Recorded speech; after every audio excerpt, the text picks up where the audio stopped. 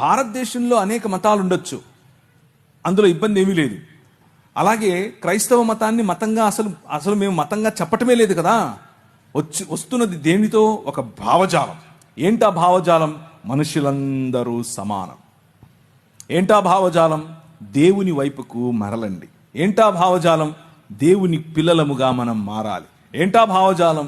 నీతి కలిగి జీవించాలి. ఈ భావజాలం ఎక్కడి నుంచి వచ్చినా తీసుకుంటాం. తెల్లోడు తయారు చేస్తే సెల్ ఫోన్ కావాలి, తెల్లోడు తయారు చేస్తే టీవీ కావాలి, తెల్లోడు తయారు చేస్తే మ్యాగ్నఫోన్ కావాలి, తెల్లోడు తయారు చేస్తే ప్యాంటు సొక్కా వేసుకోవాలి. తెల్లోడిని తలుసుకోకుండా నీ జీవితంలో ఒక్క క్షణం బతకలేవు. నువ్వు ఒక్క క్షణం కూడా బతకలేవు. నువ్వేమో మళ్ళా ఆడుకునేది బయట నుంచి వచ్చింది, బయట నుంచి ఏం రాలేదు, ఇక్కడిదే.